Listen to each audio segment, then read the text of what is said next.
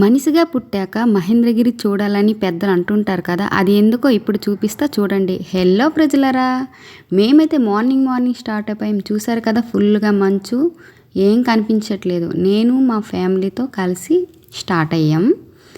చూస్తున్నారు కదా, పర్లాకి నుంచి స్టార్ట్ అయ్యాం. కోన్పూర్, రామగిరి, జిరంగి రూట్ లైన్ నుంచి వెళ్ళాలి. సో ఇక్కడి నుంచి అన్ని ఘాటీ సెక్షన్సే.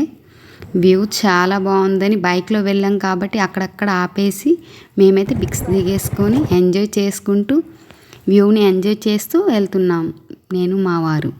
సో చూస్తున్నారు కదా, వ్యూ ఎంత బాగుందో. అన్ని ఘాటీ రోడ్ సెక్షన్సే, మధ్యలో జలపాతాలు, వ్యూస్ అయితే అదిరిపోయాయి. మేము బైక్లో వెళ్ళాం కాబట్టి అక్కడ ఆగేసి మాకు నచ్చిన ఫొటోస్ తీసుకొని చూస్తున్నారు కదా ఫ్రెండ్స్, ఆ రోడ్లు ఎలా ఉన్నాయో. అన్నీ కంకర రాలే.